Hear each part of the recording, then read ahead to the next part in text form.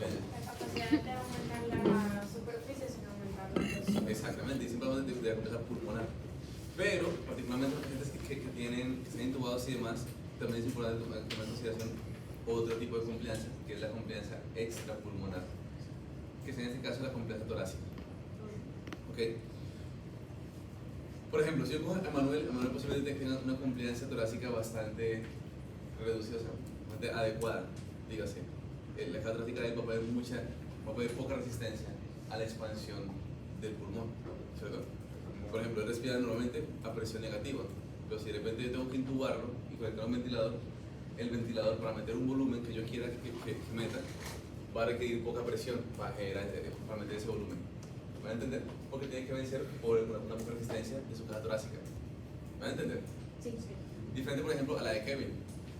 ¿Por qué? Porque Kevin tiene mucho más tejido graso alrededor de la caja torácica y el tejido graso ejerce una resistencia. ¿Sí? Entonces, miren. Entonces, en ese caso, gente, deben saber que la complianza va a ser diferente y eso va a tener una serie de efectos, sobre todo en lo que se llama el trabajo respiratorio o en inglés work of breathing. ¿Ok?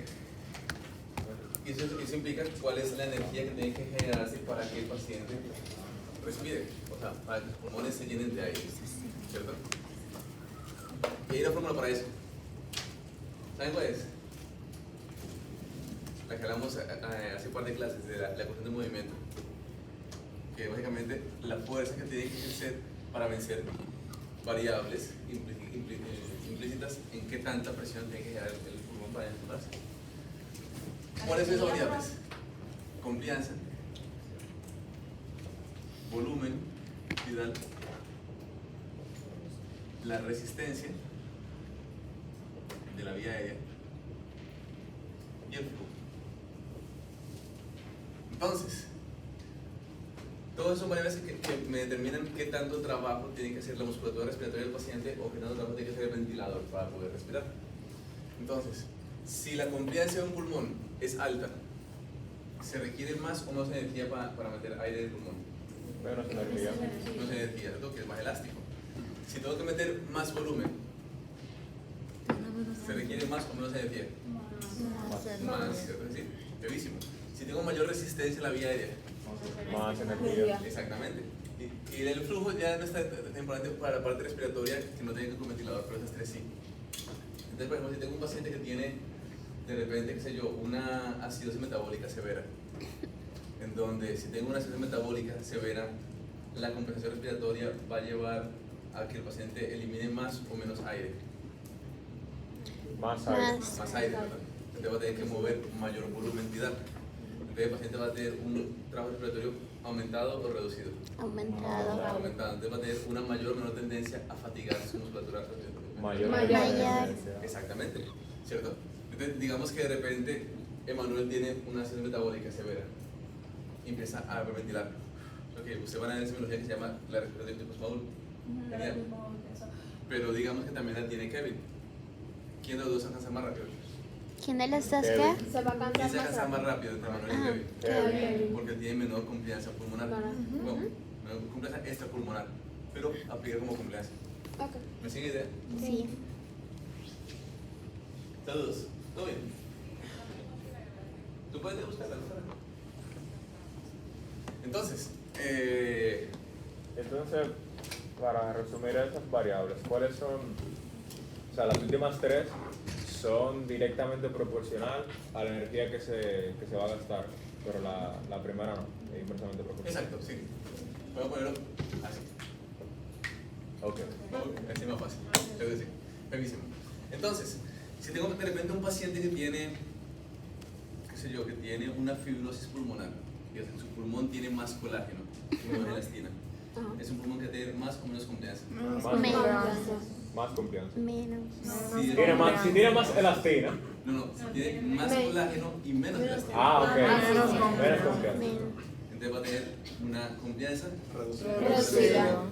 ¿cierto? Ese paciente ya de entrada va a tener que hacer más esfuerzo para meter aire porque tiene que vencer un pulmón que hace más resistencia al llenado del aire. Entonces, sí, su trabajo respiratorio va a ser aumentado. Pero digamos que además de eso el paciente hace un Volumen total. Si es un broncoespasmo, ¿qué variable aquí cambia? Si es un bronco. El flujo. El flujo. Si, no, confianza, volumen tidal y resistencia. Resistencia. ¿Qué es La broncoespasmo? resistencia. La resistencia. Cuando el bronquio se cierra. Resistencia. Exacto, aumenta la resistencia. La resistencia de la vía aérea.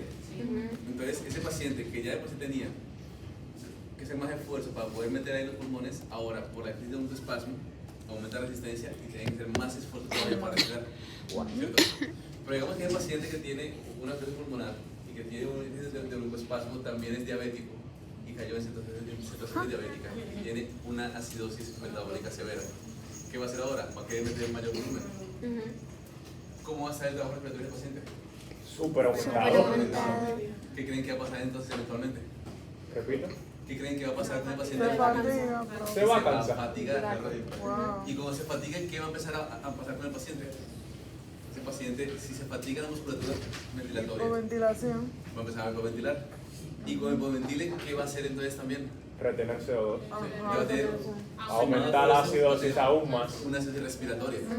El paciente que va a empezar a apagarse y cada vez va a respirar menos y menos y menos, va a caer más fatigado.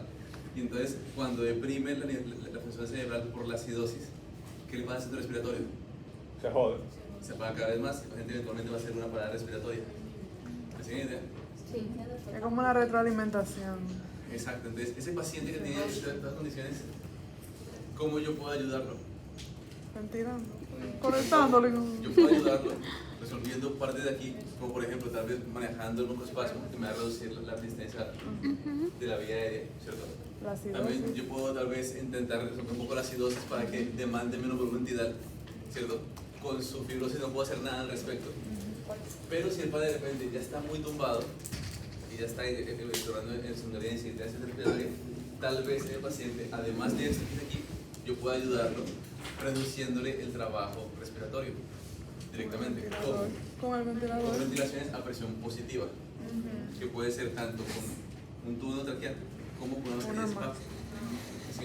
¿Y cómo? Entonces se puede decir que las ventilaciones a presión positiva lo que me ayudan con el paciente es que me reducen el trabajo ventilatorio del paciente y por lo tanto reduce la fatiga respiratoria del paciente. ¿Sí? ¿Cómo yo manejo un broncoespasmo? Como los Con cuidadores. brócoli. Y eso, si todo sale bien, me da tiempo de hablar de esa manera en la próxima clase. ¿Listo? Obvio. Sí. Brevísimo. Check. Entonces, siguiente lo importante es el tema de las atelectasias, que la hablamos por encima el otro día. ¿Cómo se define una atelectasia? ¿Cómo se define una atelectasia? Exacto, un colapso alveolar, ¿cierto? Dígase, un alveolo pasó de estar así, bonito, a estar así. Entonces, existen muchas razones, muchos mecanismos por los cuales un paciente puede presentar colapso alveolar, o sea, puede presentar atelectasia. ¿Ok? Hay muchísimos mecanismos, ¿ok? Pero el fenómeno que siempre termina ocurriendo es que el aire que tiene el alveolo se va a ir del alveolo. ¿Ok? Para que el aire se salga del alveolo, tiene que obedecer a un gradiente de presión, ¿cierto? Para que haya atelectasia, entonces, ¿dónde tiene que haber mayor presión? ¿En el alveolo o en el bronquio? El bronquio. En el alveolo, ¿cierto? Si hay más hay presión en el bronquio, el aire va a moverse del bronquio al alveolo. Ajá, entonces en el alveolo ¿Cierto? tiene que. Todo el tiempo, se supone que físicamente todo el tiempo tiene que haber más presión en los bronquios que en los alveolos, para que el aire no se vaya y no se va a salir el alveolo, no se colapse. Pero si se colapsó un alveolo es porque sí o sí hay más presión en el alveolo que en el bronquio. Entonces eso provocó que saliera el aire y que se colapsara el alveolo. ¿Sí? Brevísimo. Entonces existe una fórmula para esa vaina. Y es que la atelectasia, o la tendencia de atelectasia, es igual a 2 por la tensión superficial dividido entre el radio. Exactamente, el radio del alveolo. ¿Listo? Ya hablamos de lo que es tensión superficial, ¿cierto? ¿Y qué elemento determina el grado de tensión superficial que tenga un alveolo? El agua. El agua, exactamente. ¿Ven? Entonces, entre más agua tenga un alveolo, mayor tensión superficial va a tener, ¿cierto? Entonces, si de repente yo pongo un chin de agua aquí en el alveolo, la tensión aumentó, entonces la tendencia al colapso también aumenta. Eso va a provocar atelectasia per se, no necesariamente, pero va a aumentar la chance de que haya atelectasia. ¿Me sigue idea? Sí. Otro dato es el radio alveolar. Por lo tanto, el radio del alveolo es inversamente proporcional a la tendencia al colapso, o sea, a la atelectasia. De modo que si un alveolo está más grande, hay mayor o menor tendencia al colapso. Menor. Pero cuando es chiquitico, Mayor. mayor, ¿verdad? Entonces, existen muchos mecanismos de atelectasia. El más frecuente se llaman atelectasias pasivas, en donde lo que provocó la atelectasia es simplemente un menor radio en los alveolos. Ejemplo clásico. ¿Alguien aquí lo ha operado de la vesícula o del apéndice? ¿A nadie todavía? Voy a preguntar esto en 5 años otra vez y eso va a cambiar. Porque es frecuente, muy frecuente. El asunto es que, nunca no he operado a ustedes, pero imagínense que los operan del abdomen. Van a tomar pastillas para el dolor, van así, va a tener un chin de dolor. Cada vez que ustedes respiran, ustedes tiran para abajo el diafragma mueve todos los fémures del abdomen y la flora abdominal se va a extender. Si tengo una herida a ese nivel, respirar va a doler más o menos. Más. Entonces, ¿qué tiende a hacer la persona operada? Que tiende a respirar de forma superficial. Y cuando respira de forma superficial, su volumen tidal, ¿cómo va a ser? ¿Mayor o menor? ¿Su qué? Mayor. Tidal. Mayor. No, menos. El volumen tidal es el volumen que tú mueves en una respiración. Si tú respiras superficialmente, tú tienes menor volumen tidal. ¿Cierto? Heavísimo. Si yo meto menos volumen en el pulmón, cada alveolo se va a extender más o menos. El volumen. Menos, te reduzco el radio del alveolo ¿Cuándo tú me preguntaste? y por lo tanto aumenta la tendencia al colapso. Por eso es muy frecuente que aparezcan atelectasias en pacientes posquirúrgicos. Eso es lo más frecuente que hay. Ustedes, aunque aquí nadie no ha operado todavía, pero ¿tienen algún familiar que alguna vez lo operaron de algo? Sí. ¿Han ido a visitarlo alguna vez? ¿Le han puesto al paciente a jalar aire por poder platicar? Ah, sí. ¿Para qué creen que es esa vaina, gente? Para que la Para respiración no aumente sea la movilidad, superficial. distienda los alveolos y reduzca la tendencia al colapso. ¿Cómo? No es soplarlo, es realmente jalar aire. ¿Ves? Porque cuando tú jalas, tú aumentas el volumen alveolar. ¿Me sigue idea? Entonces, ese se llama inspirómetro. Es tanto tratamiento de prevención de atelectasias como también curativo cuando ya hay atelectasias. ¿Me sigue idea? Heavísimo. Pero también yo puedo tener otro mecanismo de atelectasia en donde el paciente tal vez respira un volumen tidal normal, pero por X o Y razón, el bronquio lleva menos aire al alveolo. Por ejemplo, digo que tengo un montón de secreciones en el bronquio. La resistencia. Si tengo secreciones en el bronquio, va a entrar menos aire al alveolo en cada respiración. Por lo tanto, el diámetro o el radio del alveolo va a ser cada vez más pequeño. ¿Y qué pasa después? Atelectasia. ¿Ok? ¿Por qué? Porque si de repente el radio es más pequeño y tengo una cantidad de aire a ese nivel, a medida que la tensión superficial y la elastina del alveolo puedan caer más pequeñito el alveolo, va a hacer que Aumenta la presión. Ahí. aumenta la presión a este nivel con respecto al bronquio y empuja el aire para afuera. Y después se colapsa. ¿Me siguen idea? Sí. Obvio. Heavísimo. Entonces, una vez colapsado el alveolo, ¿eso me permite a mí un adecuado intercambio gaseoso? No. No, ¿cierto? Entonces, si yo tengo de repente más alveolos colapsados, mi espacio muerto aumenta o disminuye. Aumenta, ¿cierto? Entonces, eso nos lleva a otro concepto importante que es el de ventilación alveolar. Que per se a nivel clínico eso no es tan importante, pero es importante a nivel fisiológico. Y básicamente es una fórmula muy simple, y es que de todo el volumen minuto que tú te metes, de todo el aire que tú mueves en un minuto, ¿cuánto realmente llega al alveolo? Y se puede decir que entonces el volumen minuto es la suma del volumen, o sea, de la ventilación alveolar menos el espacio muerto. Profe, repita la fórmula, please. O sea, la fórmula para calcular esta vaina es volumen tidal por frecuencia respiratoria, ¿cierto? Tidal por frecuencia respiratoria. Eso es como que la forma de calcular el volumen minuto. Pero yo también puedo decir que de todo el volumen de aire que se mueve en un pulmón durante un minuto, no todo llega al alveolo. ¿Ves? Por lo tanto, lo que se mueve de aire en un minuto es realmente la ventilación alveolar menos o más el volumen, el espacio muerto. ¿Listo? El volumen de espacio muerto. ¿Me sigue idea? No entendí. Yo tampoco. Está bien. Ahí vamos.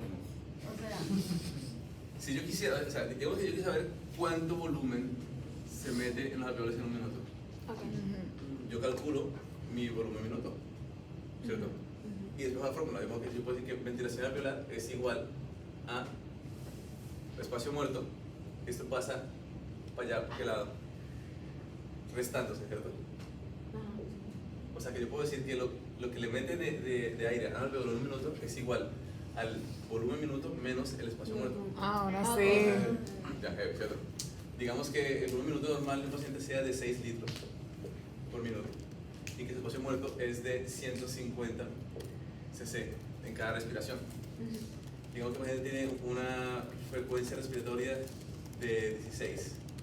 Entonces, ¿cuánto volumen de los 6 litros corresponde a espacio muerto?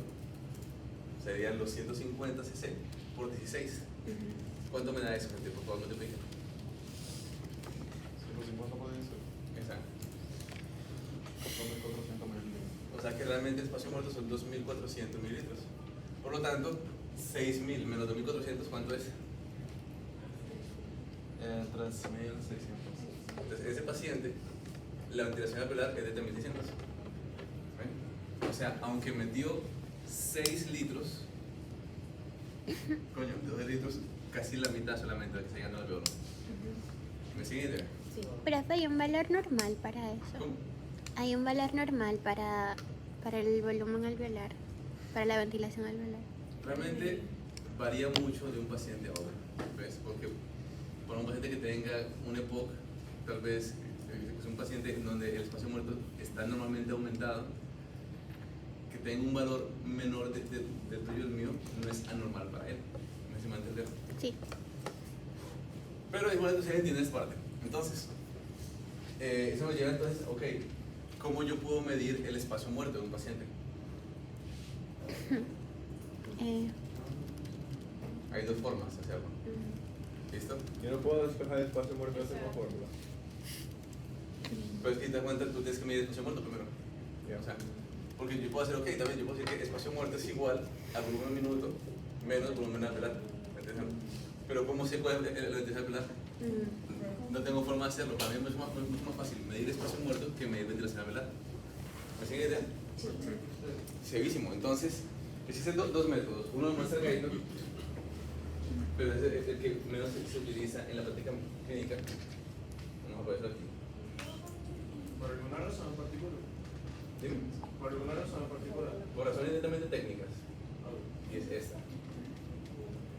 Entonces, este que está aquí. ¿Se puede ver, verdad? Sí. Clarísimo. Si se dan cuenta, ese es el aire que expira la persona y este es el nivel de nitrógeno que tiene el aire que exhala la persona. ¿Listo? Ese paciente le pusieron primero que nada a respirar aire al 100%. Diga, si un paciente que está respirando solamente oxígeno. ¿Listo? Dicho de otra forma, si yo respiro solamente oxígeno, ¿cuál es la FiO2 que estoy respirando en ese momento? Si yo estoy respirando solamente oxígeno, o sea, del aire que yo estoy inhalando, solamente es oxígeno, no hay nitrógeno, no hay CO2, ¿cuál es la FiO2 que estoy respirando? La FiO2 es 100%.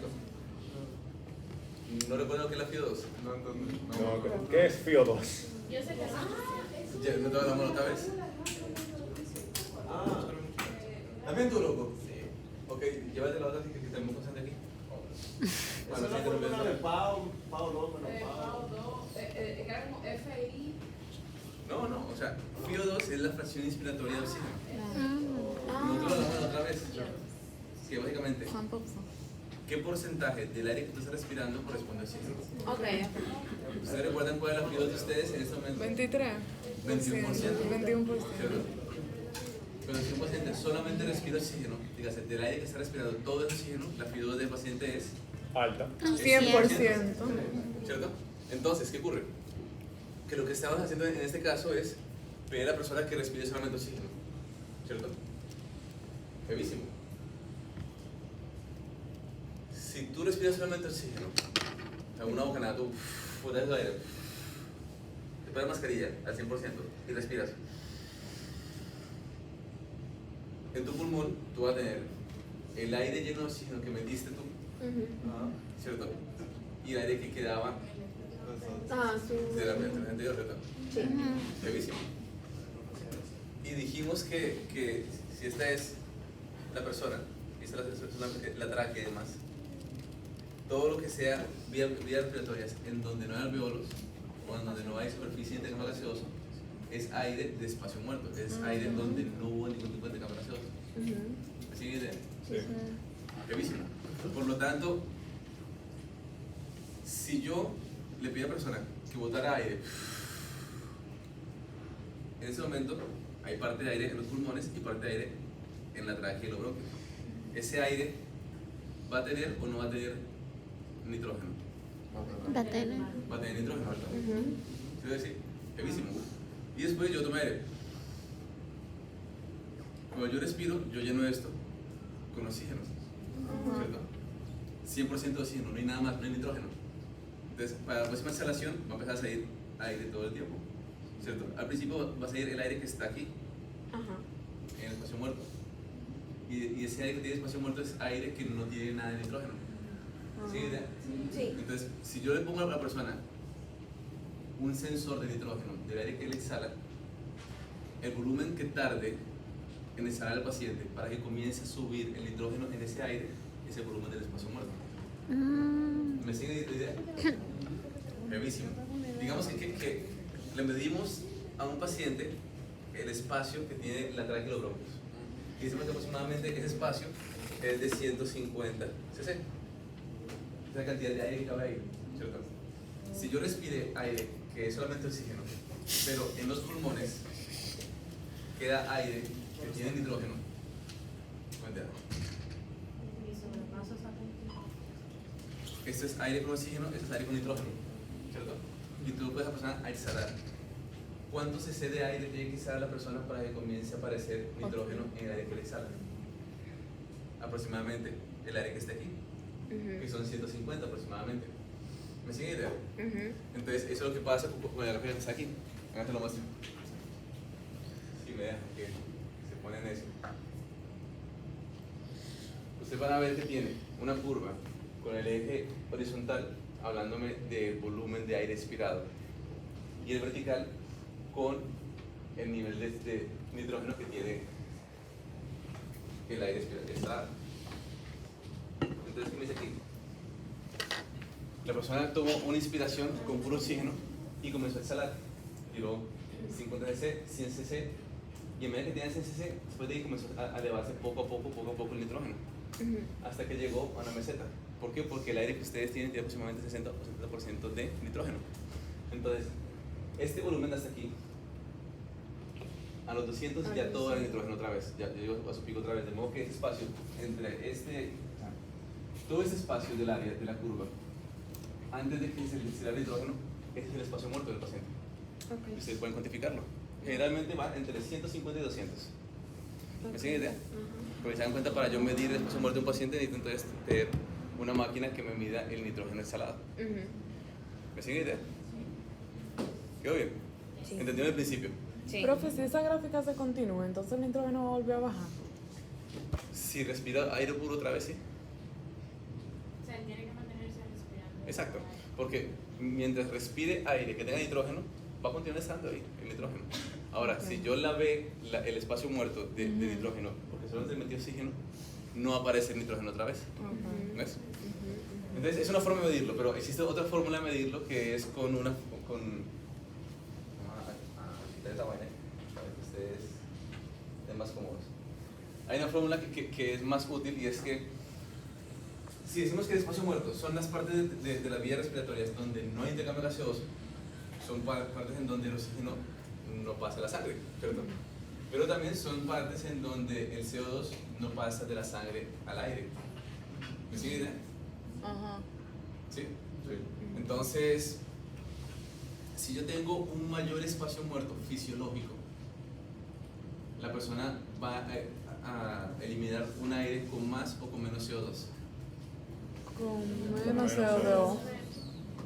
Menos. Vamos a repetir la pregunta porque hay polémica. Más Me gusta. CO2, más CO2. Si tengo un mayor espacio muerto, o sea, un mayor territorio de las vías respiratorias donde no hay intercambio gaseoso, Ajá. va a eliminar más o menos CO2. Menos Menos CO2. CO2. Entonces, el aire que exhala la persona va a tener más o menos CO2. Menos. Menos CO2. Menos CO2. Porque si tienen menos, pues más o menos. Porque no ocurre el intercambio. Entonces, mira, tú sabes que cuando se respira, el dióxido de carbono se pasa al alveolo país, ¿verdad? Si el CO2 no pasa al alveolo, tú no lo vas a expirar. Entonces, si tú no tienes intercambio, tú no vas a expirar CO2. ¿No entendiste? Ok. No entendí. Normalmente, Yo lo sé.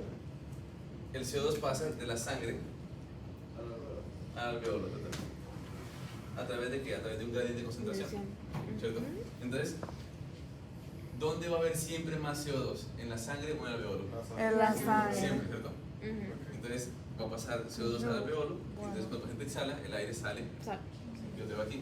Si yo le pongo, si el paciente lo intubo y le pongo un sensor de CO2 en el aire que exhala la persona, ya le llega. Entonces, si tengo mayor espacio muerto, yo tengo menor CO2 en el respiratorio. Sí. Entonces, en la fórmula pasa vaina. La fórmula es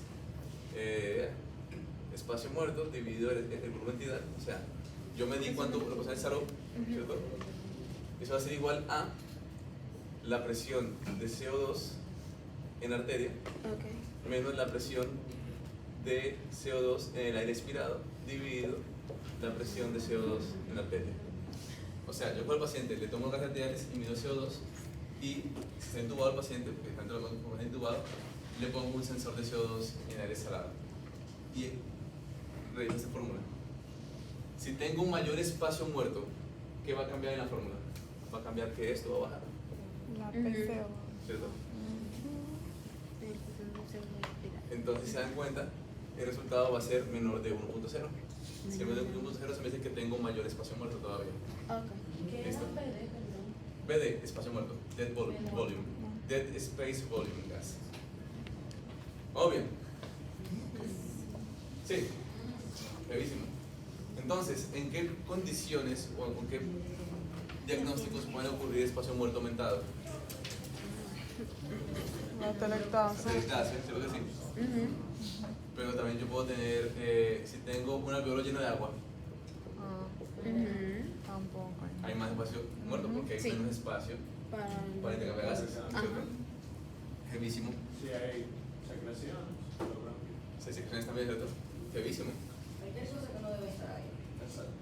Exactamente. Un colapso pulmonar, profe, no. Un colapso pulmonar. También. Fibrosis quística. No tiene. Si por aumento de secreciones hay atelectasia, sí. También. Listo. Y si tengo, por ejemplo, qué sé yo, si tengo un trombo tapando la circulación de la arteria pulmonar, También. también, porque llega menos sangre. Claro. ¿Listo? Por lo tanto, hay menos. Exactamente, hay menos intercambio gaseoso. ¿Listo? Tengo que se cuenta, el concepto de espacio muerto es bastante amplio, no me sugiere ningún tipo de patología en particular. Pero me dice, loco, hay menor capacidad global de intercambio de gases. Profe, ¿se puede ocurrir hasta cuando alguien se traga algo y se va para un lado del otro? ¿Un cuerpo extraño? Claro que sí, es como el caso clásico, el chamaquito. Es una pregunta de los steps, pregunta del MIR. Chamaquito de 3 años que de repente comienza con disnea súbita. Y cuando le hacen una radiografía, muestra que tiene una vaina radiopaca perfectamente, se ve hasta la cara de Duarte, se trae una moneda. Entonces un cuerpo extraño. ¿Qué pasó ahí? Aumento del espacio muerto. Heavísimo. Ya tenemos un chivo para ellos también. Sí, las preguntas clásicas siempre. Entonces, siguiente concepto. Los reflejos de protección de la vía aérea. Y, exactamente, tenemos el reflejo de la tos, Ya estoy acostumbrado. tenemos el estornudo y tenemos también el broncoespasmo. Broncoespasmo. Ay, bien.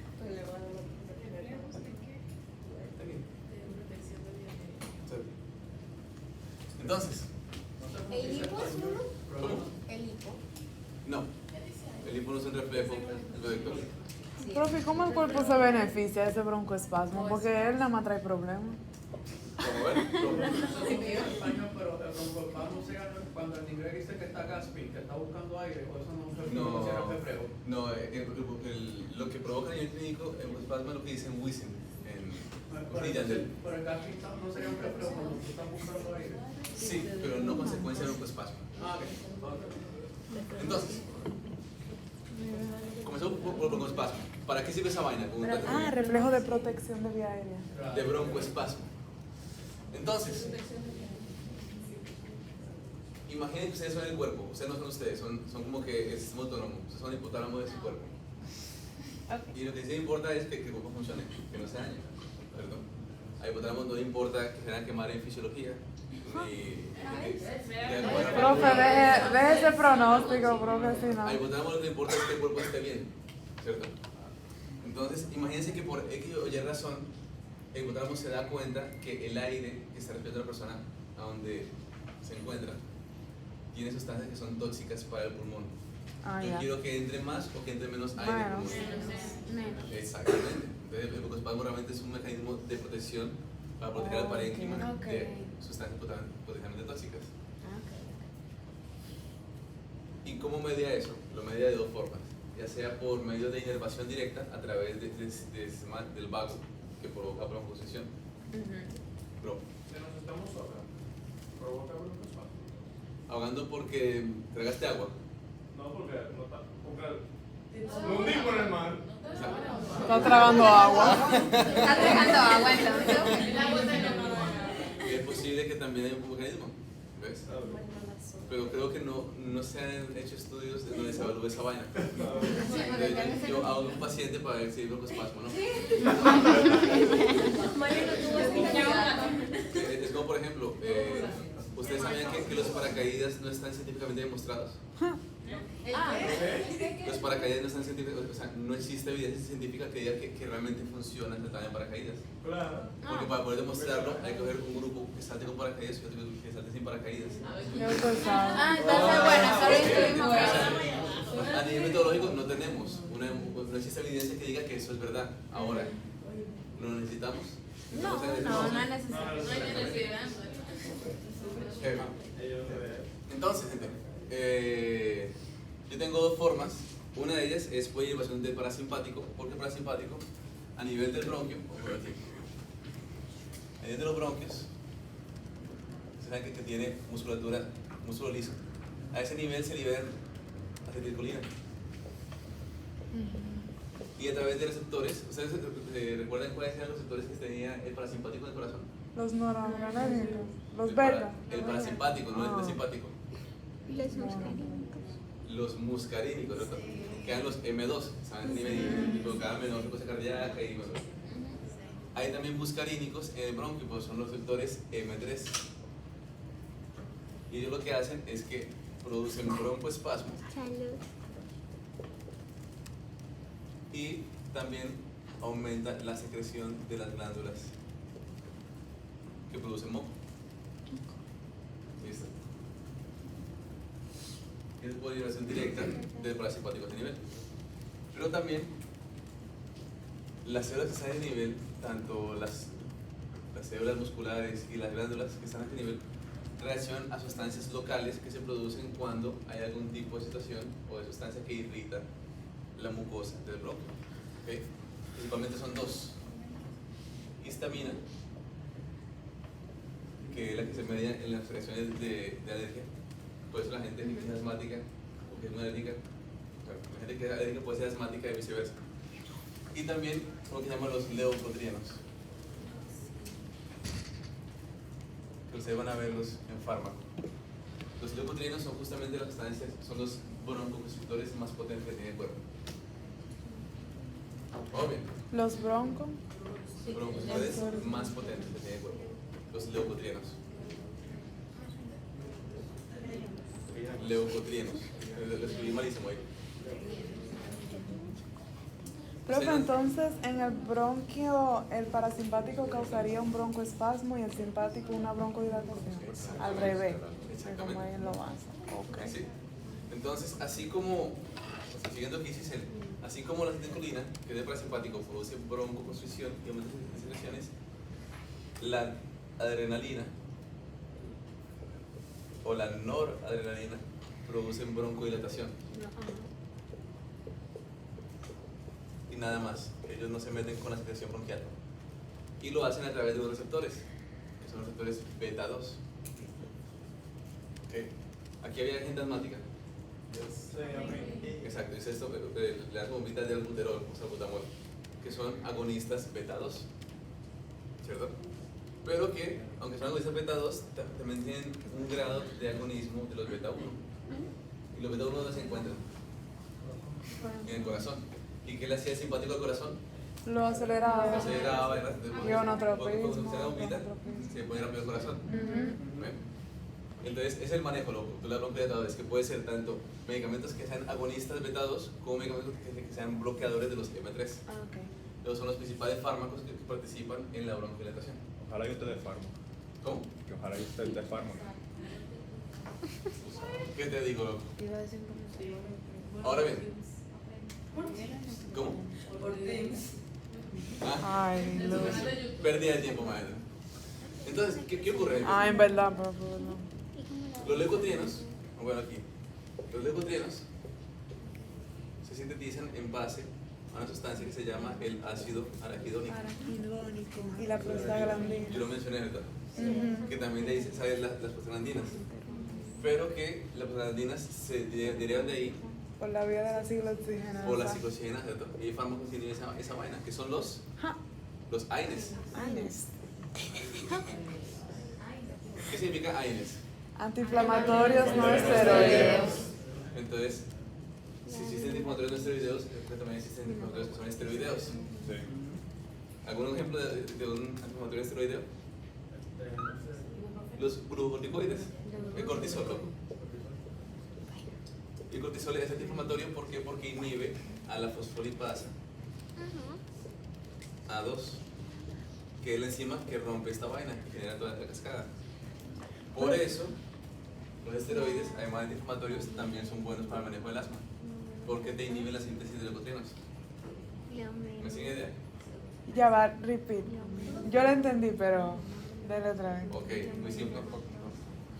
Los glucocorticoides inhiben a la fosfolipasa A2, esa es la enzima que degrada ese fosfolípido. De modo que si eso no se degrada, no hay ni producción de prostaglandinas, por eso no hay inflamación y por eso son antiinflamatorios esteroideos y por eso son no esteroideos, pero también inhiben la degradación de lo que después se va a convertir en leucotrienos y por lo tanto los esteroides también tienen efecto broncodilatador. El cortisol no es lo que yo le pido a una persona para ver el nivel de estrés. También. Entonces, eso me va a ser inflamatorio. Una pregunta, si tú tienes estrés, digamos, vamos a hablar de eso simpático un momentico. Las reacciones de simpático por simpático son reacciones de respuesta o vida, ¿verdad? Digamos que aparece un león aquí. Todo el mundo va a querer mandarse. Claro. Para que tú te puedas mandar, tienes que correr. Para que tú puedas correr necesitas que tus músculos reciban más o menos sangre. Más sangre. Entonces cuando tienes que mover más rápido, ¿cierto? Sí. Tu pulmón tiene que mover más o menos aire. Más aire. Te conviene que el paciente tenga unos bronquios más abiertos o más cerrados. Más Más abierto. abierto. Entonces el cortisol tiene que ver con eso también. Bro. Pero los glucocorticoides en cierto modo también disminuyen el sistema inmune, ¿correcto? Claro que sí. Entonces, esto estamos hablando porque un paciente pues, que tiene solamente asma, pero si tiene otra condición, eso no hay que tomarlo en consideración. Claro que sí. Porque, como se van a ver en fisiología 2, el cortisol tiene un montón de efectos. Tiene efectos antiinflamatorios que son parte de efectos inmunodepresores. Lo que estamos hablando de los antiinflamatorios esteroideos tiene que ver también con la razón por la cual le indicaban a los pacientes de COVID medicamentos de esteroideos. Exacto, porque es que el principal problema del COVID era que provocara una gran respuesta inflamatoria. ¿Okay? Heavy, seguimos. Heavísimo. Ya sé lo que es el glucoespasmo, ¿cierto? Básicamente lo que busca es proteger la llegada de sustancias tóxicas al alveolo. Check. Siguiente, la tos. Entonces, ¿qué pasó? Entonces, la tos es un reflejo que intenta proteger a la vía aérea. Todo el tiempo los bronquios están produciendo moco. Vamos a poner así como que, vamos a poner creativo. Eso por dentro, la luz del bronquio. Perdón. Y todo el tiempo está produciendo moco. ¿Para qué? Para que las sustancias que puedan ser nocivas para el bronquio se queden pegadas a él. ¿Y ese moco cómo va a salir de ahí? Por la tos. Esa es una forma. Por la nariz. Una pregunta. Ese bronquio, ese moco va a empezar a subir lentamente Ajá. por los signos que tienen las células epiteliales de los bronquios. Sí. Se van a mover un poco para arriba, china chin, ¿cierto? Toda la mucosa bronquial y traqueal es muy sensible al tacto. ¿Okay? Recuerden que lo más importante del cuerpo realmente es el pulmón, Sí.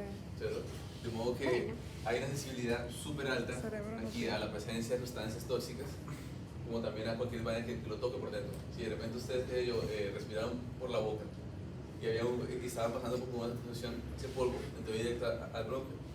Ese granito de arena toca esta vaina y usted se va a ir en tos, y eso no tiene madre. Ay, sí. ¿Listo? Por eso es que el reflejo traqueal es el último que se pierde en el cerebro. Y la ausencia de reflejo traqueal es signo de muerte cerebral. Exacto. Usted tiene un paciente que está entubado, que tiene sospecha de muerte cerebral, usted le mete una sonda por el tubo para que toque toda esa vaina ahí. Si la hace, Después muerte de cerebral. una se Porque pierde. más queda como si nada, Ok. muerte cerebral. No creo. Porque ese es el último reflejo que se pierde en el cuerpo. Aparte, ¿qué Bueno, no sé. Yo pensaba que No es era lo mismo. la luz. No, se va rapidísimo. Profe, después de un accidente cardiovascular se puede perder la capacidad para toser. ¿Cómo? Después de una ACV se puede perder la capacidad para toser. Claro, si la ACV te dio justamente donde está el núcleo que maneja el reflujo toxino, claro que sí. ¿Qué parte del cerebro es la que controla todo eso? Tallo encefálico. ¿El qué? Tallo encefálico. El más primitivo. Que se encuentra en la parte que está más protegida de todas. Está aquí en el fondo. Sí, justamente porque protege porque maneja las funciones más esenciales para la vida. Como que se fue frontal, gran vaina. Si fue hospital, me quedé ciego, no importa, pero se me fue el tallo. Ay, bobo. Ay, bobo. Claro. Entonces,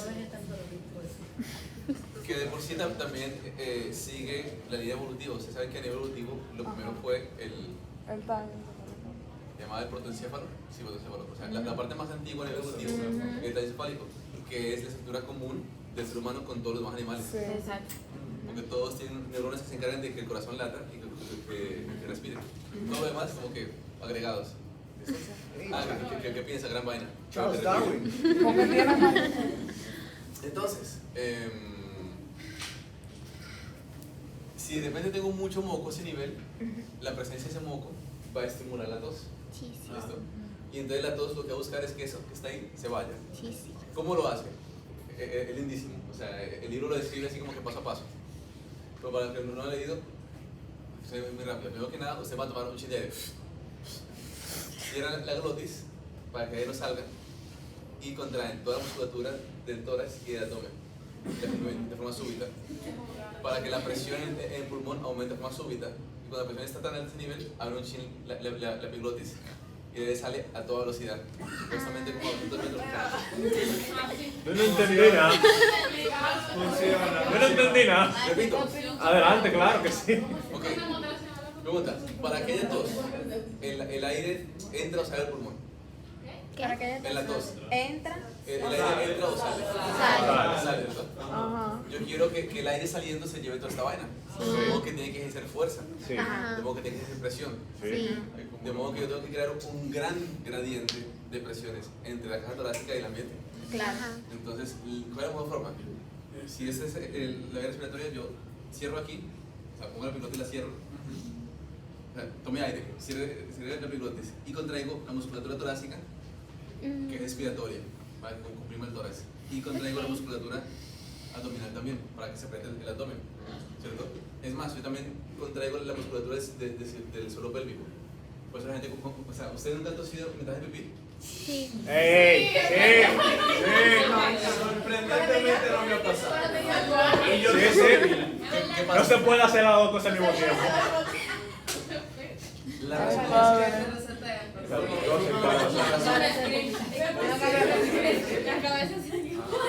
la razón es que se contrae el suelo pélvico y cierra el uréter. Aunque ustedes no quieran. Cierra el uretra. Entonces, entonces la pipí no sale por ahí porque todo se contrae para generar mucha presión.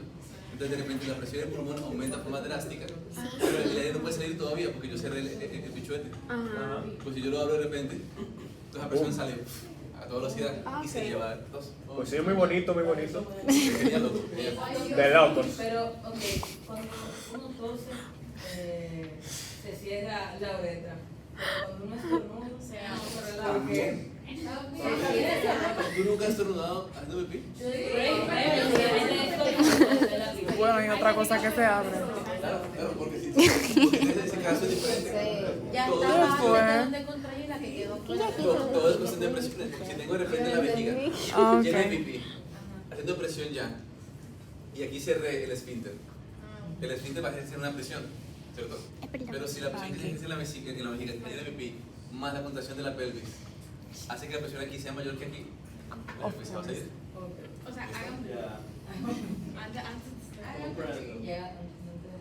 Heavy, entonces ya saben, el problema de las dos se puede manejado aquí arriba y luego buscas proteger la vía aérea baja. ¿Cierto? O sea, bronquios y tráquea y toda esa vaina más. Donde hay mayor número de receptores que miden la tos es en las cuerdas vocales y en la carina. ¿Ok?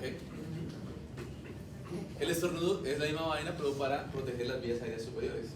Entonces lo que va a hacer es que hace todo lo mismo, pero lo que hace es que va a querer tirar aire por las vías aéreas superiores, nasales y narinas, para que los mocos se vayan. ¿Okay? ¿Pero por qué cuando tú toses y cuando estás llena de flema suena? Ok. ¿Por qué los trenes paran cuando salen de un túnel? Suena como un disparo. Por el cambio brusco de presiones. ¿Ves? Es todo cuestión de presión. Todo es presión. Fisiología se resume en presión. Gradiente. Bueno, porque si tengo una tos. Gradientes de presiones, la materia. Ya, gradiente.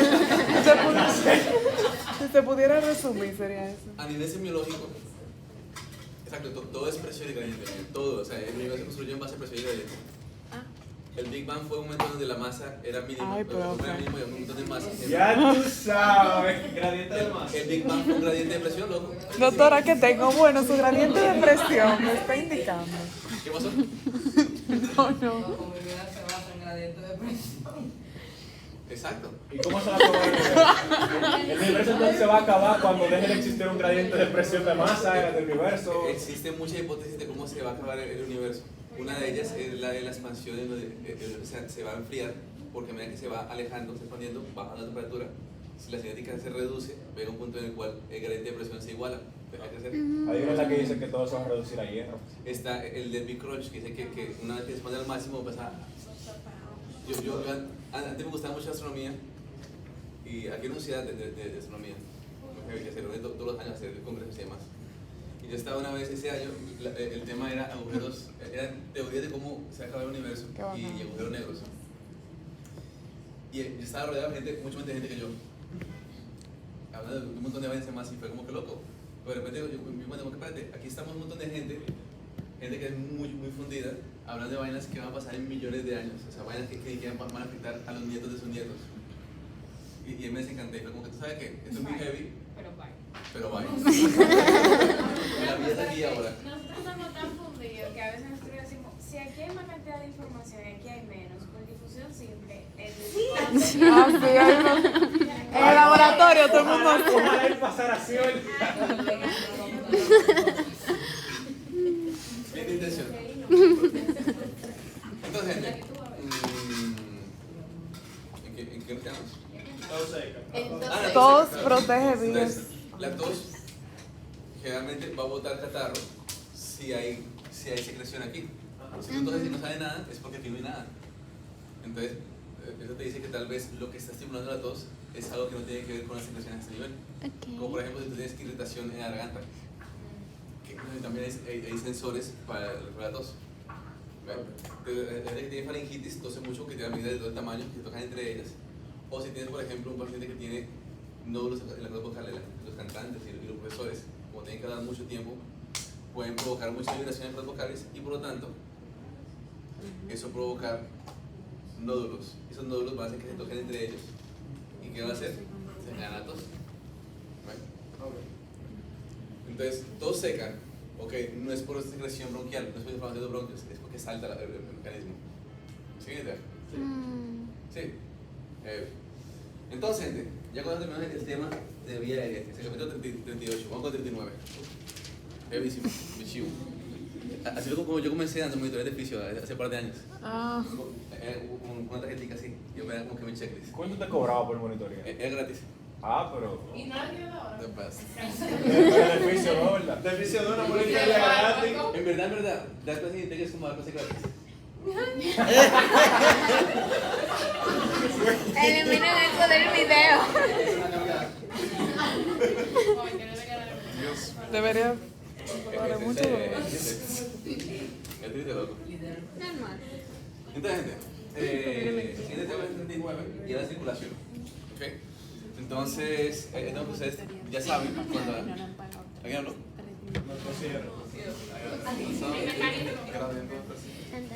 Entonces, Criticando Intec. Luz y Melissa. Luz más, Melissa más. Representa el 1 a 2% de todo el gasto cardíaco. Y que el pulmón va a tener dos tipos de circulación: circulación sistémica y circulación bronquial. O sea, ¿quién da soporte con oxígeno al parénquima pulmonar? Las arterias pulmonares. Y las arterias bronquiales. Ah, eso mismo. Tú sabes de eso. Usted le llegó. Anato. Tú sabes, el agujero negro. Anato. Si se dan cuenta, todo lo que es la mucosa de la tráquea, los bronquios y demás, esa irrigación viene dada por vasos que deben llevar sangre con mucho oxígeno. ¿Okay? Mientras que la arteria pulmonar lleva sangre sin oxígeno, entonces esa sangre no está apta para alimentar con oxígeno a los tejidos. Entonces siempre van a estar las arterias bronquiales, que van a ir generalmente pegadas, son ramas de la aorta torácica. Exacto, de la aorta torácica, algo así, o aórtico, y van a pasar junto a los bronquios. ¿Listo? De por sí, a medida que los bronquios se vayan fragmentando, las arterias bronquiales también se van fragmentando todo el tiempo, a ese nivel. ¿Ok? Eso es importante porque me permite entender que si yo tengo una tomografía de tórax, se nos da todavía imágenes. Tomografía del tórax. Una tomografía, ustedes saben lo que significa la palabra tomo. Corte. Anatomía, corte a través de. Tomografía es imágenes por cortes. O sea, yo voy fileteando a la persona. ¿Cierto? Entonces, la imagen clásica de la tomografía de tórax es: aquí está la vértebra, aquí está el esternón, ¿cierto? Y esta aquí es pulmón. Entonces, van a ver siempre un circulito, como otro circulito. Ese es el bronquio y esa arteria bronquial, que siempre va acompañando. ¿Listo? Y generalmente tiene que haber una relación de 1 a 3.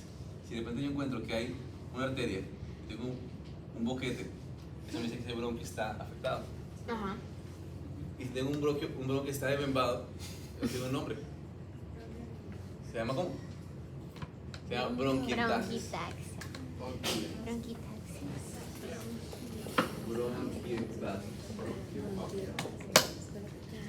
¿Listo? Porque los bronquios también tienen elastina, ¿cierto? ¿Y qué le pasa a un panty viejo? ¿A un panty viejo? Se le quema. Yo creo que ¿cómo te sabe lo que le pasa a un panty viejo? ¿Por qué? Porque se le dañó la elastina. Ajá. Entonces, si el bronquio pierde elastina, No me ha pasado. Doctor, y que yo tengo en los pulmones, ¿usted sabe cómo se un panty viejo? entonces, hablemos un chin de neutrófilos. De los famosos neutrófilos. Exacto. Es verdad, los mediadores de la inflamación Neutrófilos aguda. son células inflamatorias, ¿verdad? ¿Y cuál es la función que tiene el neutrófilo? Liberar toxinas. No es fagocitita, ¿no? esos son los macrófagos. Liberación de toxina en inflamación aguda para la Liberan bacteria. Liberan vainas que tienen dentro. Sí. Y para liberarlas, ¿qué tienen que hacer ellos? Tienen que... Deben Ajá, exacto, de babinarse. Ajá. Pacheco se ofendió, se dibujó. Entonces, ellos tienen Los gránulos. los gránulos azulófilos, que llaman vaina. Azulado. Que son como vesículas que tienen Toxinas. proteasas, ¿cierto? O sea, enzimas que degradan proteínas. ¿Conocen el nombre de alguna de las proteínas que tienen ellos? Proteínas que tienen ellos. Hay una que se llama la elastasa. ¿Y qué es la elastasa? Degrada elastina. Ajá. Y si tengo un paciente que tiene una neumonía y entonces tiene muchos neutrófilos degradándose, ¿qué va a ocurrir? Le van a degradar la elastina del Entonces, esa pulmón. persona tiene neumonías a repetición. Bronquiectasias.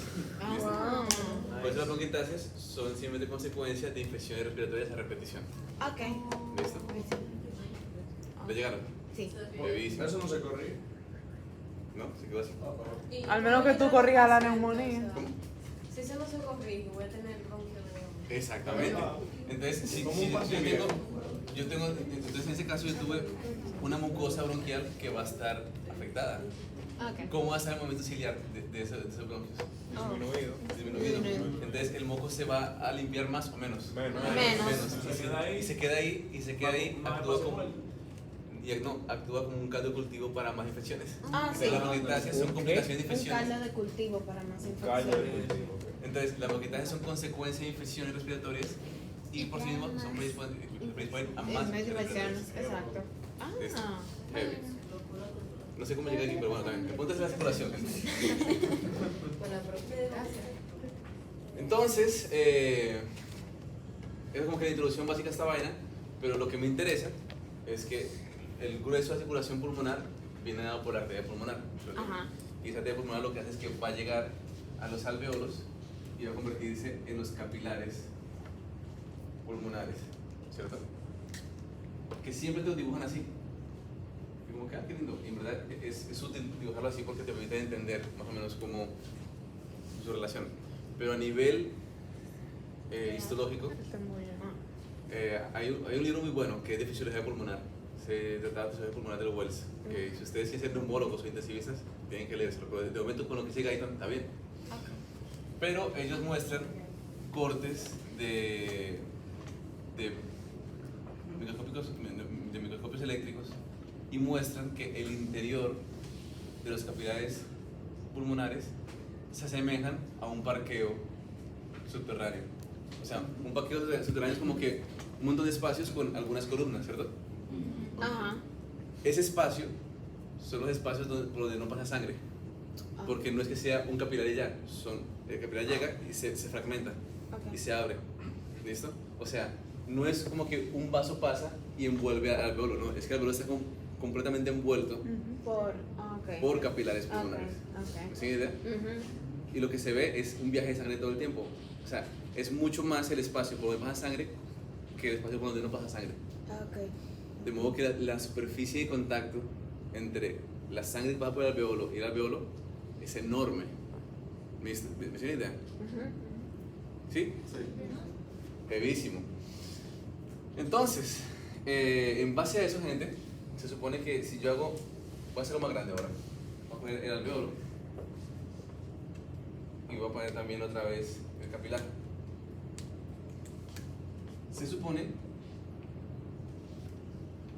que lo que va a moverse de un lado para otro va a ser los gases que estén entre la sangre y el alveolo, ¿cierto? Nítido. Vamos bien. Pero, ¿qué ocurre si de repente a nivel de los capilares ocurre una vasodilatación? O sea, si el diámetro aumenta demasiado. Tal vez la sangre que va por aquí va a intercambiar sus gases, pero la que está mucho más lejos, ¿no? ¿Me sigue idea? Sí. Piénsame en... ¿Tú te acuerdas de la imagen de flujo laminar? Sí. De circulación. Exacto. Sí. Si el capilar es normal, toda la sangre que pasa por aquí va a poder mover el oxígeno hacia el alveolo y viceversa. Pero si el vaso está muy aumentado de tamaño, la sangre que está más cercana al alveolo va a ser el intercambio gaseoso, pero la otra tal vez no. ¿Cierto que sí? Sí. Entonces, en ese caso, esa sangre va a pasar por el alveolo. Recuerden que este extremo es el arterial, o sea, si yo sigo para atrás, esa es la arteria pulmonar, pero es el extremo venoso del capilar. Dígase, si yo sigo por aquí derecho, voy a llegar a las venas pulmonares y la aurícula izquierda. ¿Cierto? Aumenta el nivel de CO2. En este caso va a ocurrir algo que se llama cortocircuito, o un efecto de shunt. ¿Y qué es un efecto de shunt o cortocircuito? Simplemente situaciones patológicas en donde la sangre, por X o Y razón, se va para la circulación sistémica a través de la aorta sin ningún tipo de cambio en los gases que tenía, tanto oxígeno como CO2. ¿Me sigue idea? O sea, lo normal es que la sangre que entró por aquí tenga, qué sé yo, digamos que una saturación de oxígeno de 70%, pero aquí ya tenga una saturación de oxígeno del 99%. ¿Cierto? Sí. Y que aquí tuvo, qué sé yo, un CO2 que está alto, pero aquí va a tener un CO2 que va a estar normal. ¿Por qué? Porque en esa transición alrededor del alveolo ocurrió un intercambio gaseoso. ¿Listo? Pero si por X y razón una parte de la sangre no intercambió sus gases, el contenido que va a tener esta sangre que se va para la aurícula ya no va a ser un 99%, tal vez tenga una saturación del 92% y un CO2 que va a estar un chin más alto de lo normal. ¿Me sigue la idea? Sí. Ese se llama un shunt, un cortocircuito. Eso sería ya patológico, ¿verdad? Eso es patológico, exactamente. ¿Me van siguiendo la idea? Ok, pues tienen que saber que existen más escenarios y más posibilidades para que ocurra un shunt. Por ejemplo, un cortocircuito. Yo puedo tener el corazón, aurícula derecha, aurícula izquierda, ventrículo izquierdo, ventrículo derecho. Cavas, arteria pulmonar, arteria aorta, venas pulmonares, que son 4, ¿verdad? Sí. Entonces, a la aurícula derecha llega la sangre con mucho o con poco oxígeno. Poco. Con poco, ¿cierto? Entonces, lo normal es que esa sangre pase del ventrículo derecho, arteria aorta, arteria pulmonar, vaya al pulmón, haga el intercambio gaseoso, y entonces a la izquierda llegue la sangre nítida, ¿cierto? Digamos que ocurre una comunicación entre las dos aurículas, lo que llaman una comunicación interauricular. Eso me dice que de la sangre que llegó a la aurícula derecha, una parte va a pasar directamente a la aurícula izquierda. Entonces, esa sangre que tiene poco oxígeno se va a mezclar con la que llegó del pulmón que sí tiene oxígeno. Por lo tanto, la sangre que salga por la aorta va a tener un grado más bajo de oxígeno de lo habitual. Eso es otro cortocircuito. Porque a fin de cuentas, la sangre llegó sin oxígeno y se va a ir con menos oxígeno del que debería. ¿Ven? Porque saltar este paso fue como saltar este paso. ¿Listo? Pero si se dan cuenta, eso también puede ocurrir en el paciente que tal vez tenga sus capacidades normales, pero que tal vez tenga el alveolo lleno de agua. Porque si tengo el alveolo lleno de agua, la sangre pasa por ahí, pero no hay superficie de intercambio gaseoso. Exacto. Entonces, la sangre que llegó por acá se fue igualita. Sí. Y también hay un shunt. ¿Listo? O también puede ocurrir en el caso de la atelectasia. Exactamente. Por eso, atelectasia y edema alveolar son sinónimos, o son causas en donde ocurre lo mismo, ocurre un shunt. ¿Listo? Y en ambos casos también aumentó el espacio muerto. Exacto. ¿Me sigue idea? Rob.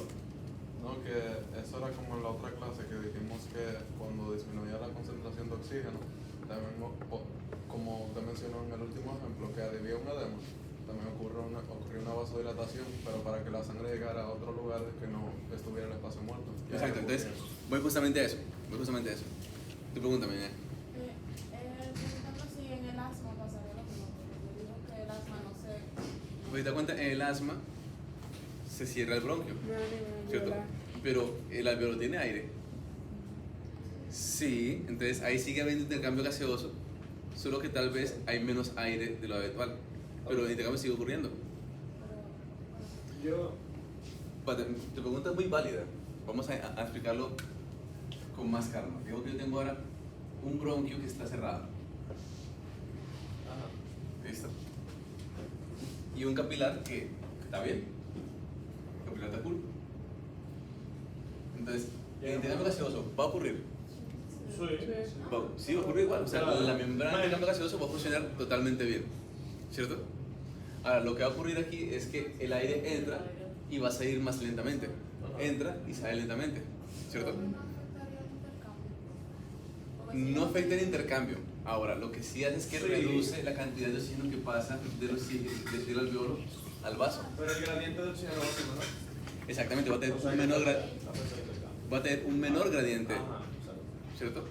O sea, si aquí había antes un 21% de oxígeno, tal vez haya ahora un 17%. ¿Ves? Entonces va a reducir el gradiente, sí. Va a reducir la velocidad de difusión, sí. Pero va a haber difusión de oxígeno. Pero si está lleno de agua o está colapsado, no hay nada de gradiente. No hay nada de difusión siquiera. Porque se perdió la barrera de intercambio gaseoso. El porcentaje, si no hay difusión, el porcentaje va a ser más alto, pero si hay una difusión lenta, va a tener una leve diferencia, pero no tan grande. Exactamente. Entonces, la pregunta que sigue aquí es la siguiente. Si yo soy, de nuevo, ustedes son ahora el hipotálamo. O sea, no importa que sean que en fisiología, ¿cierto? ¿Por qué seguimos? Porque es muy ilustrativo. Súper ilustrativo. O sea, lo que le importa es que el cuerpo funcione eficientemente. Si de repente ustedes como hipotálamo se dan cuenta que hay una parte del pulmón en donde la sangre se está yendo igualita, porque no hay superficie de intercambio gaseoso, a mí me conviene que ese capilar reciba más o menos sangre. Más sangre. Menos. Si yo mando más sangre, voy a pasar más sangre por un lugar que no tenga gases. Entonces voy a aumentar el porcentaje de sangre que se va por la aorta con más oxígeno y con más CO2. Entonces causa vasoconstricción. Exactamente. Entonces, ¿qué hace el sistema autónomo? Es como que, ok, aquí yo tengo alveolos que no están ventilados, pero entonces yo cierro la llave. Porque si yo cierro la llave, reduzco el flujo alrededor de esos alveolos y reduzco el shunt. Eso. ¿Me sigue idea? Sí. Dicho de otra forma, cuando el cuerpo nota que hay zonas en donde hay más espacio muerto, a esas zonas de mayor espacio muerto, el cuerpo le reduce el riesgo sanguíneo a través de un reflejo que se llama reflejo de vasoconstricción hipoexémica.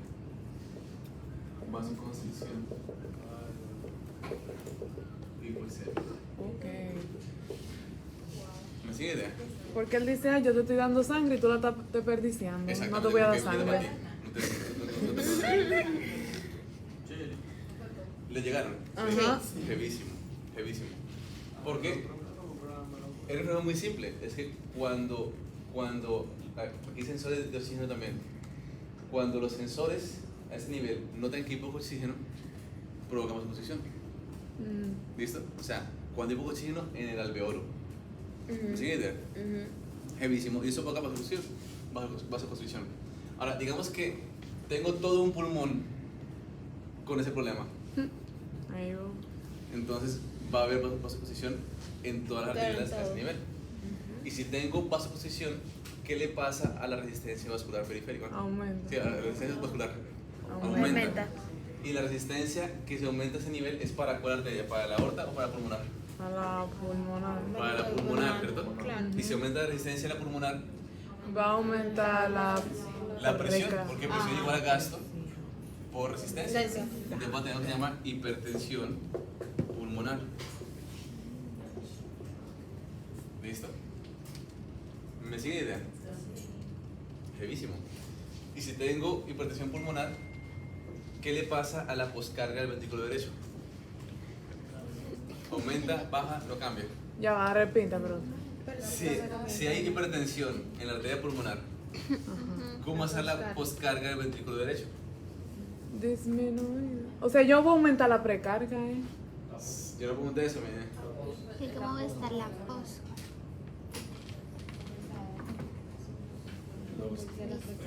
¿Qué es la poscarga? Okay. La fuerza que se debe de vencer. Exacto, la resistencia que tengo que vencer. Si tengo más presión en la arteria pulmonar, para que se abra la válvula pulmonar, yo tengo que vencer mayor o menor resistencia. Entonces, la hipertensión pulmonar representa un aumento de la poscarga del ventrículo derecho. ¿Se lo decís? Sí. Y el ventrículo entonces tiene que hacer mayor fuerza ahora. Porque recuerda que el ventrículo derecho es medio palomo, no puede generar presiones. Entonces, ¿qué ocurre? Que se dilata. ¿Me sigue idea? Ajá. ¿Me sigue idea? Sí. Brevísimo. Está bien. Entonces, yo tengo diferentes tipos de hipertensión pulmonar. Son 5. Yo creo que son ni que tengo que mencionar aquí. Vamos a mencionar igual. Tipo 1, tipo 2, tipo 3, 4 y 5. Ah, bueno. La primera se debe a enfermedades primarias de pulmón. Por ejemplo, hay una que se llama hipertensión pulmonar primaria. La persona nació con esa vaina. ¿Por qué? No sabemos por qué. La otra es secundaria a cardiopatías. ¿Por qué?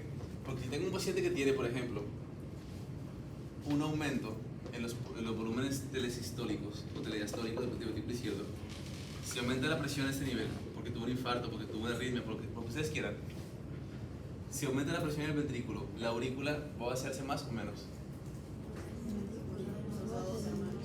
Menos, ¿cierto? Entonces, si se vacía menos la aurícula, esta vaina, aumenta entonces la presión en la aurícula. Y si aumenta la presión en la aurícula, aumenta la presión en las venas pulmonares. Sí. Y por lo tanto, aumenta la presión en los capilares venosos del pulmón, provocada la extravasación por aumento de presión hidrostática y edema agudo del pulmón, ¿cierto? Pero también con el tiempo, si no se mantiene en el tiempo, va a aumentar la resistencia o la poscarga a la trama arterial pulmonar. Y con el tiempo va a provocar hipertensión pulmonar también. Por eso una falla cardíaca izquierda con el tiempo puede provocar hipertensión pulmonar también. ¿Me sigue idea? Sí. Brevísimo. La tercera se debe a enfermedades hipoxémicas o pulmonares. Por ejemplo, si yo tengo un paciente que tiene un trastorno ventilatorio donde de forma crónica no le llega oxígeno al alveolo, ¿va a producir o no va a producir vasoconstricción hipoxémica? Sí. Sí. Y si la causa es crónica, el paciente crónicamente va a provocar vasoconstricción. Crónicamente va a provocar aumentar la resistencia vascular periférica y crónicamente va a provocar hipertensión pulmonar. Tipo 3. ¿Listo? La tipo 4 es debido hipoxemia pulmonar. hipoxémica o por enfermedad pulmonar. ¿Ven? Eso que dice aquí es cultura general, no tiene que aprendérselo, es una para el examen. ¿Okay? La 4 es debido a un tromboembolismo pulmonar. Porque si de repente tengo un trombo tapándome la arteria pulmonar, la presión aumenta de ese nivel. Debo tener hipertensión pulmonar, ¿por qué? Porque un trombo tapó y por uno aumenta en la resistencia. Y la tipo 5 es misceláneas. Ahí caen el lupus y tenemos un montón de enfermedades pulmonares. Exacto. Entonces, vamos bien hasta ahora. Brevísimo. ¿Cómo se siente, gente? Están como cansados ya. Ay, profe. ¿Lo fundí? Sí. Estamos modo shock. Modo shock. Entonces, otro concepto importante que tienen que saber de circulación es el tema de las zonas pulmonares. Las zonas pulmonares según sea la perfusión. Porque un pulmón, gente, si se dan cuenta, está muy bien irrigado. Se recibe un montón de sangre. Entonces, si se dan cuenta, si tengo un paciente de pie, el peso de la sangre que está arriba va a caer sobre la sangre que está abajo. Y sobre el que está abajo, y el que está abajo, y el que está abajo. De modo que yo voy a tener mayor presión hidrostática en las bases que en los apes. ¿Cierto? Entonces, hay una gráfica muy linda en el libro, que voy a intentar aquí explicarlas. Y es que yo voy a tener 3 zonas posibles en donde va a variar la presión hidrostática de los capilares pulmonares. La zona 1, que es patológica siempre, como era aquí. Zona 1 es una zona en donde la presión del alveolo, aquí tengo otro alveolo, es mayor que la presión hidrostática del capilar. Por lo tanto, si yo tengo por un lado un alveolo inflado y por otro lado otro inflado y en el medio un capilar, va a colapsarse, ¿cierto? Entonces la zona 1 es zona en donde todo el tiempo el capilar está cerrado porque se siente comprimido por los alveolos. Claro. ¿Sigue idea? Por ejemplo, si yo tengo una enfermedad en donde se pierde la elastina de los alveolos, el alveolo se va a extender. Eso pasa en el enfisema. Si yo tengo un alveolo enguaminado y otro también, van a comprimir y van a pasar al capilar. Entonces, en ese caso, yo voy a tener colapso de los capilares. ¿Va a haber intercambio gaseoso a este nivel? No. No, exactamente. En ese caso, el espacio muerto va a ser mayor o menor. ¿Qué? Mayor, ¿cierto? Exactamente, buenísimo. La zona 2, para aquí, zona 2, es una zona en donde existe más presión hidrostática, de modo que el vaso, durante la sístole, la presión de la sístole va a ser mayor que la presión del alveolo, pero que durante la diástole la presión es menor que el alveolo. O sea que en la zona 2 tú vas a tener flujo de sangre en los capilares cuando hay sístole, pero que se detiene cuando hay diástole. O sea, básicamente esas zonas del pulmón, que son las zonas tipo 2, van a tener en la sístole intercambio gaseoso, en la diástole no intercambio gases. En la sístole sí, en la diástole no. ¿Me sigue la idea? Porque la presión ahí es más baja. Pero en las bases, que es donde siempre suele haber, las bases suelen ser la zona 3 por excelencia. ¿Por qué? Porque como hay mucha más presión hidrostática, la presión dentro del vaso siempre va a ser mayor que en el alveolo. De modo que en la zona 3 siempre va a haber flujo sanguíneo y por lo tanto siempre va a haber intercambio gaseoso. ¿Me sigue la idea? Es mismo. ¿Qué tienen que saber? Que la zona 1 siempre es patológica. O sea, lo normal es que ustedes no tengan zonas 1. ¿Ven? Eso va a ocurrir en pacientes que tengan patologías pulmonares. ¿Me sigue la idea? Sí. Profe, ¿a qué usted se refiere con que el paciente tenga zona 1? ¿A que tenga lo que usted dijo cuando mencionó zona 1? Exacto, que tenga zonas del pulmón donde todo el tiempo la presión del alveolo sea mayor que la capilar y por lo tanto no haya flujo. Okay. Ejemplo de eso, el enfisema. Otro ejemplo de eso, ustedes recuerdan lo que era el PIP. Hablamos de PIP la semana pasada. Y eso, exactamente, ¿cierto? Y eso lo manejaba yo con el ventilador. Si yo aumento demasiado el PIP, yo hago que el alveolo esté demasiado grande, tenga mucha presión y yo puedo provocar zonas 1 si provoco un PIP muy alto. ¿Ven? Y eso se ve lindísimo cuando tengo un paciente que estoy metiendo mucho PIP y de repente yo veo que a medida que voy subiendo el PIP en el ventilador, la saturación va cayendo. Y cuando yo voy bajando el PIP, la saturación va subiendo. Porque estoy provocando más o menos zonas 1. ¿Me sigue idea? Sí. Jugando con la vida del paciente, normal. Es muy divertido. Ay, Dios mío. La verdad es que muy divertido. Entonces, ustedes recuerdan que, no sé si ustedes recuerdan que durante el COVID, al principio, empezaban como que a decir mucho las noticias y demás, de que los pacientes saben que poner boca abajo, acostar boca abajo. Nunca vi. No. Bueno, eso fue como que algo que pasó muchísimo, que todo lo digamos boca abajo. Muy simple. ¿Qué a lo que? ¿Pero a quién le pusieron boca abajo? A los pacientes. Así en el hospital. ¿Y funcionaba de verdad, profe? ¿Y por qué? ¿Se iba a la oficina? Y mejoraba su oxigenación. Y tenía que ver justamente con la presión hidrostática de pulmones. Este ejemplo de zonas 1, 2 y 3 ocurre más que nada con paciente que está de pie, ¿cierto? Pero si está acostado, ¿cuál va a ser la zona de mayor presión hidrostática? O la posterior. Más por abajo, ¿verdad? Exactamente. Entonces, de repente tú tenías pacientes que estando acostados saturaban bajísimo y cuando tú los semisentabas saturaban mejor. Por eso mismo, porque en el momento en el cual tú los sentabas, reducía la cantidad de superficie pulmonar donde había mayor presión hidrostática. Recuerden que en el COVID lo que pasó era muy simple, era que existía edema pulmonar porque había aumento en la permeabilidad vascular por la inflamación. Si hay más permeabilidad, hay más paso de agua, ¿cierto? Sí. Entonces, si tú tienes un alveolo que tiene mayor permeabilidad y que está metiendo agua en el alveolo, ¿tú quieres que haya mayor o menor presión hidrostática? Menor presión hidrostática en el vaso. Pregunto de nuevo. Tengo un paciente que tiene extravasación de líquido porque hay mayor permeabilidad vascular. Yo quiero que tenga mayor o menor presión hidrostática. Menor presión. Para reducir el edema, ¿cierto? Entonces, tengo un paciente que está acostado todo el tiempo boca abajo. la zona que va a tener mayor presión estática va a ser la parte de abajo. Si yo lo volteo, Ok. exactamente, ya le llegaron. Y se dan cuenta, fueron problemas graves que se solucionaron en base a qué? Fisiología. Es que esto es lo máximo. Al gradiente. La mejor Exacto. La base de todo, loco. Ya entienden por qué la base de todo esta vaina. Porque Heavísimo. hay que disminuir la presión hidrostática. Entonces, Si tú lo aumentas, va a salir del vaso y tú lo que quieres que entre para el vaso, la tienes que disminuir. entonces solo nos queda hablar de dos cosas más, y es el tema del edema pulmonar, que lo hablamos el otro día, ¿cierto? Se va a tener dos formas, dos mecanismos para tener edema pulmonar: que haya mayor presión hidrostática o que haya mayor permeabilidad vascular.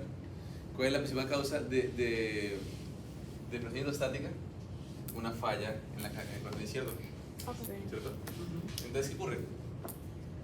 Antes, ya no sé casi ahora, pero en la medicina crítica hasta los años 90 se hacía algo que se llamaba la presión de enclavamiento.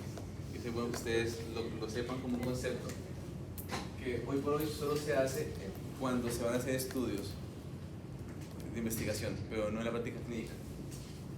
La presión de enclavamiento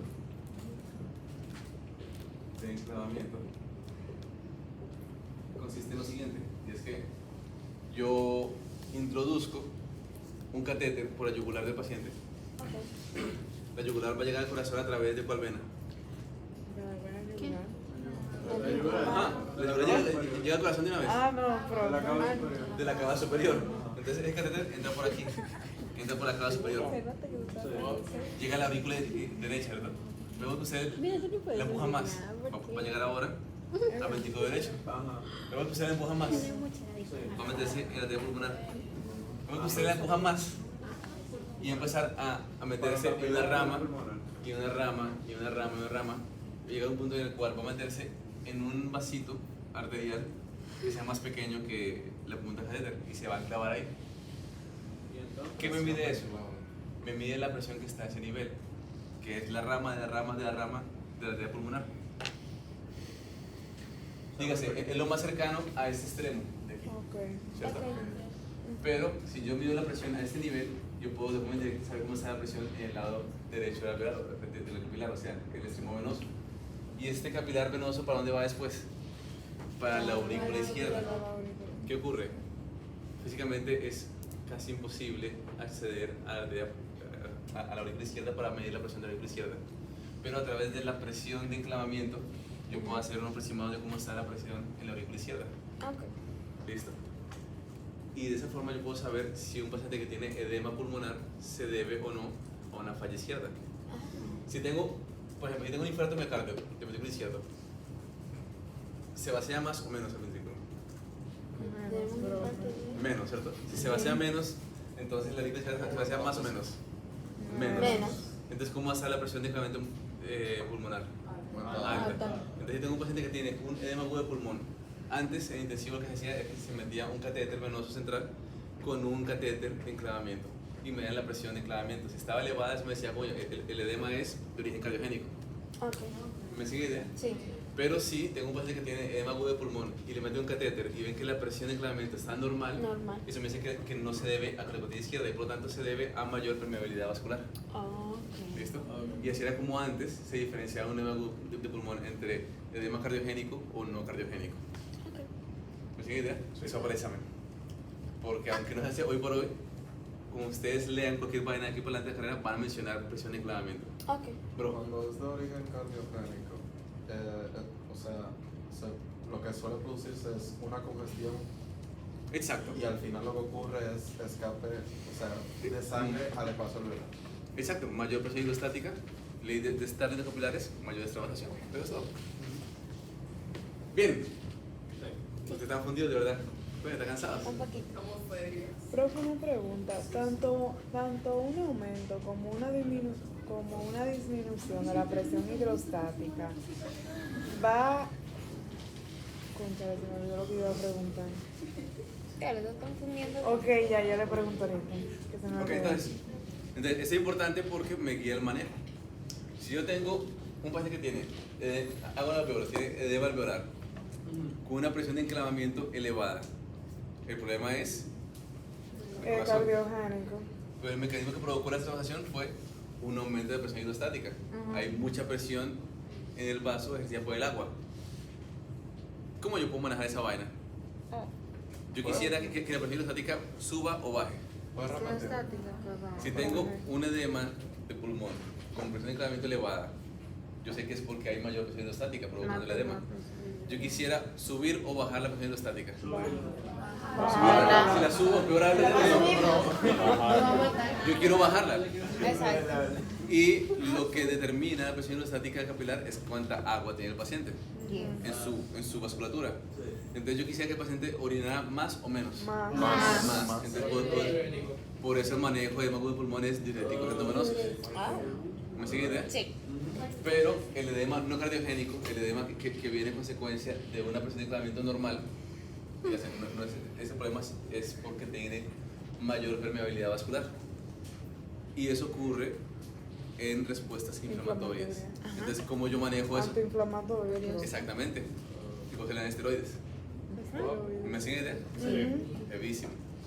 Ya, entendieron. Entonces, por último, gente, está el tema de el derrame pleural.